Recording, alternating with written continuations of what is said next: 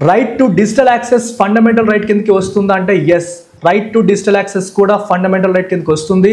Article 21 right to life and liberty కిందకి ఇది కూడా వస్తుంది అని సుప్రీంకోర్టు ఇవాళ డెలివర్ చేసిన ల్యాండ్ మార్క్ జడ్జిమెంట్లో చెప్పడం అనేది జరిగింది.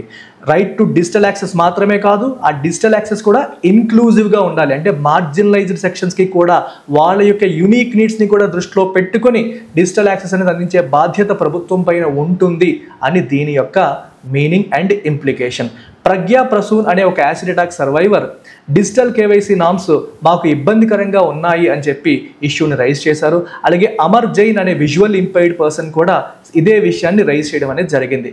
ప్రజెంట్ ఉన్న డిజిటల్ కేవైసీ నామ్స్ రూల్స్ అనేవి ఇట్లా యునీక్ నీడ్స్ ఉన్న వాళ్ళకి ఇబ్బందికరంగా ఉన్నాయి, అవి ఫుల్ఫిల్ చేసేలాగా లేవు అనే విషయాన్ని వాళ్ళు లేవనెత్తితే మన సుప్రీంకోర్టు ఏం చెప్పిందంటే ఈ డిజిటల్ కేవైసీ నామ్స్ పద్ధతులు కూడా ఇన్క్లూజివ్గా ఉండాలి. అంటే వాళ్ళ యొక్క యునీక్ నీడ్స్ని కూడా దృష్టిలో పెట్టుకొని దానికి తగ్గట్టుగా మాడిఫై చేయాల్సిన అవసరం ఉందని చెప్పి 20 గైడ్ లైన్స్ని కూడా ఇష్యూ చేయడం అనేది జరిగింది. ఈ ప్రాసెస్లో భాగంగానే రైట్ టు డిజిటల్ యాక్సెస్ అనేది ప్రాపర్ ఫండమెంటల్ రైట్గా పరిగణించాలి ఇన్ దిస్ కాంటెంపరీ ఎరా అని చెప్పారు.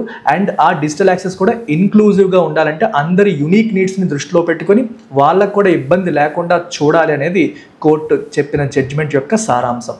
అయితే ఇప్పుడు రైట్ టు డిజిటల్ యాక్సెస్ని ఫండమెంటల్ రైట్గా డిక్లేర్ చేయడం వల్ల ఇంప్లికేషన్స్ ఏంటి, ఇమీడియట్ కాన్సిక్వెన్సెస్ ఏంటి అని మీరు అడిగితే ఒక విషయం మనం చెప్పొచ్చు.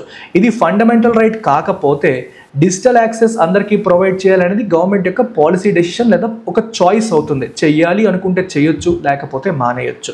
కానీ ఇది ఫండమెంటల్ రైట్గా డిక్లేర్ చేస్తే it becomes an obligation. Government పైన ఉన్న ఒక బృహత్తర బాధ్యత అవుతుంది, ఆబ్లిగేషన్ అవుతుంది. It is no longer a choice. కాబట్టి గవర్నమెంట్ దీన్ని ఇంకా సీరియస్గా టేకప్ చేసే అవకాశాలు పెరుగుతాయి.